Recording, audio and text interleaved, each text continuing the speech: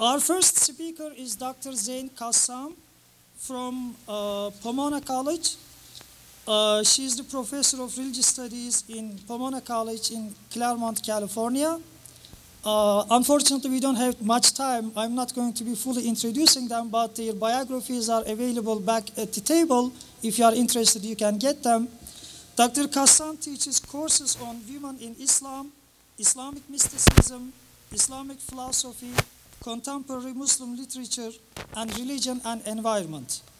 We are delighted to have Dr. Kassam here. The importance of Middle East and Islamic studies to the humanities curriculum simply cannot be overestimated. Professor Van Kool's work, broadly speaking, certainly pays attention to the significance of the region for our contemporary times, and that alone should be reason enough to study the Middle East. And I especially like the way in which this initiative has construed study of the Middle East as going far beyond the geographical borders of the Middle East, because that, of course, is absolutely essential. Pairing the Middle East with Islamic studies enables boundaries to be fluid.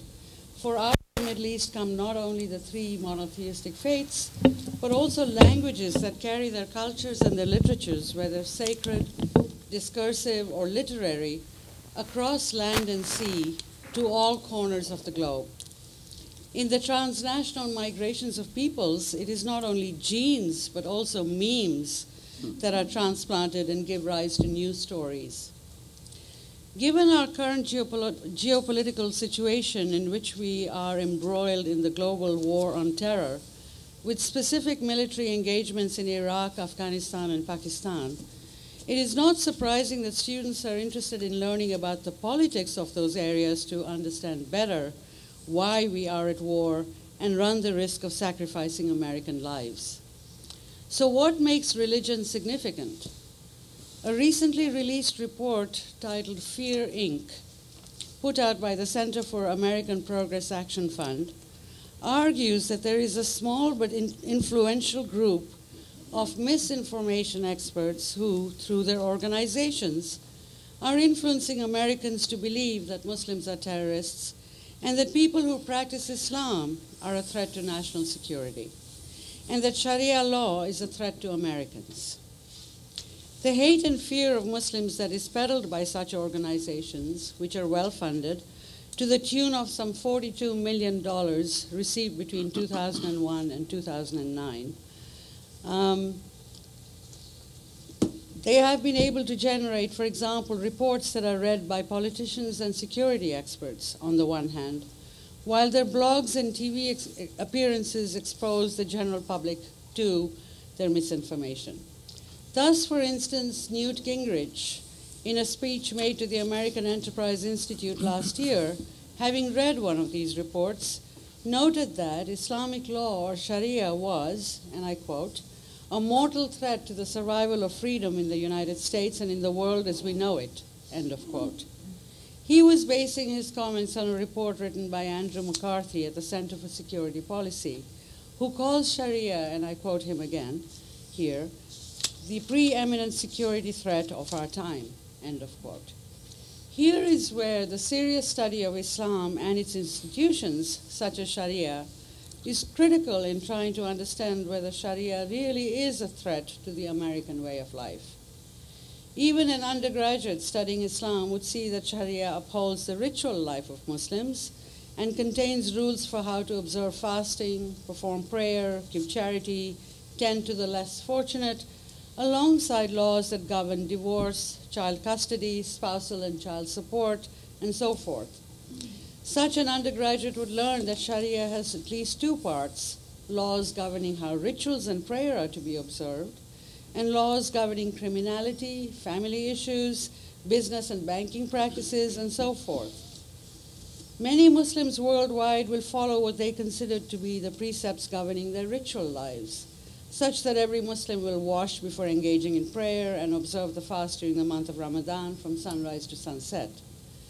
However, as far as laws governing civic life are concerned, there is no one body of Sharia that is observed by all Muslims worldwide. Rather, each Muslim-majority country has its own legal codes, into which Sharia is woven alongside laws that come from former colonial powers. Thus, for instance, Egypt and India have laws that have drawn from British law as much as laws drawn from their own religious systems. Moreover, it is that state government that controls the body of law and its application. Thus, Muslims in America are bound to the law of their state of domicile, as well as the federal laws that are applicable to all Americans. Should a Muslim in California engage in any form of criminal activity, such as domestic violence or killing a female in the household for the sake of honor, or attempting to engage in a polygamous marriage, that Muslim would be subject to California law, under which they would be tried and punished when caught. So to inspire fear in the heart of Americans with careless words about a legal system they know very little about is first an act of irresponsible speech, and second, possible only because of the widespread ignorance of Islam and its institutions. My point being that without knowledge of religion, such crucial distinctions are lost. Excuse me. A 2010 ABC News Washington Post poll found that only 37% of Americans have a favorable opinion of Islam. Certainly, we must understand that Islamophobia in the United States has been building for a while. In the last few decades alone, the oil shocks of the 1970s, followed by the Iranian Revolution and the taking of American hostages in Iran 10 years later, followed by the first Gulf War in the 90s and then 9/11 at the turn of this century. The relatively deeply entrenched Islamophobia in this country comes about in part due to fears that Muslims are violent because of their holy book, the Quran, which guides them in that direction. While some of this perception comes from the think tanks mentioned in the report I referred to earlier, some of it is due to the fact that media images of Muslims almost always entail seeing Muslims either in prayer or in some kind of combat situation. To understand the causes of violence and unrest in Muslim-majority countries, it is essential to piece together two parts. What does the Quran in fact teach about peace and violence? And what are the political, social, and economic realities in which Muslims live and struggle?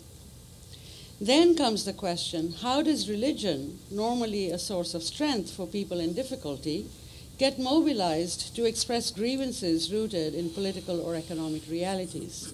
And how does it also get mobilized to address such grievances? Does religion cause conflict, or does religion express and address such conflict is my question. We cannot begin to think about such questions with any degree of sophistication without knowledge about both the religion and the cultures and societies in which Muslims live, and without critical thinking tools that enable us to analyze the data before us. This is exactly the role of a university that expects its students to fulfill general education requirements in the humanities, the social sciences, and the sciences, i.e., to train students to gather data, gain familiarity with it, understand it using theoretical models, and then to conceptualize ways in which societies can move forward. If a student is trained only in the sciences, then we fail in our duty to equip the student to ask and address broader questions relating to building civic societies. For this is what the humanities, the arts, and the social sciences do. However, the humanities in general and religious studies in particular do not receive much budgetary allotments in institutions of higher learning. And in these troubled economic times, these budgets are at risk of further cuts. Here we might ask the question, just because we have a separation of church and state, does that mean that religion is no longer important? Perhaps it is a mistake to assume that religion somehow disappeared, even here in so-called secular America. Indeed, just this last week, Reverend Barry Lynn wrote in the Washington Post that, and I quote, the U.S. House of Representatives spent a good bit of time debating a resolution affirming "In God We Trust" as the official national motto, end of quote. He goes on to remind us that the unofficial motto used to be "E pluribus unum," out of many, one. which appears on the Great Seal of the United States and was codified in 1782, and is a testament to the spirit of this great nation of diverse peoples unified as American. So it is a mistake to assume that religion does not factor into our political, social, and economic decisions here. Yet we somehow think that Muslims are driven only by their religion and not by factors such as the economy, politics, global environmental challenges, and foreign policies directed at their resources.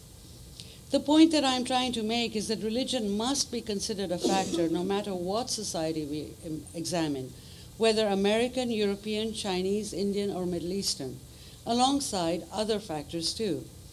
It is precisely in acknowledgement of the fact that human beings participate in various different arenas of activity that religious studies developed an interdisciplinary methodology, drawing from disciplines such as anthropology, economics, history, politics, literature, art, as well as theology and philosophy, in order to understand how these intersect in creating religious phenomena such as religious organizations that are active in various aspects of social participation. Finally, in the short time I have left, I would like to talk about the rich human heritage that the writings and other cultural texts produced by Muslims have left us historically and continue to leave us. For instance, Muslims have left a profound scientific legacy, such as can be seen in the exhibit titled 1001 Inventions, hosted at the California Science Center until December 31st. If there is one thing the exhibit brings home, it is that Muslim civilization has a history of rich interactions with European civilization. In other words, not only have Muslims contributed hugely to Western science and civilization, but also that it itself benefited from knowledge of other civilizations. Interaction and diversity invariably enrich both parties to the encounter. And yet this history, as Professor Cole pointed out earlier, remains unknown to many Americans who think that anything Islamic is foreign and unrelated to us. Whether we look at the vibrant interactions of goods and ideas along the Silk Roads that connected China through Central Asia, through Iran and Jordan to Rome, or whether we look at the electrifying intellectual exchanges during what has been termed coexistence or convivencia of Jews, Christians, and Muslims in Spain in the so-called Dark and Middle Ages, or at the wealth Europe amassed from Muslim countries under colonial rule and the legacy that rule has left us, or in the current formulation, our ongoing relationship with many Muslim countries due to their resources, we find that the relationships we have had with Islam and Muslims goes back many centuries and did not begin with the oil shocks of the 70s. For instance, how many of us know that both Dante and Daniel Defoe, who wrote Robinson Crusoe, have borrowed from Muslim sources, or that Saadi, a 13th century Persian poet, was a favorite of the American poet Ralph Waldo Emerson. Indeed, I would like to end with the following line from Saadi, which best captures for me why it is so important that CSU Northridge has taken the initiative of Middle East and Islamic studies. And I quote, "The children of Adam are as limbs to each other, having been created of one essence." Thank you. Mm-hmm.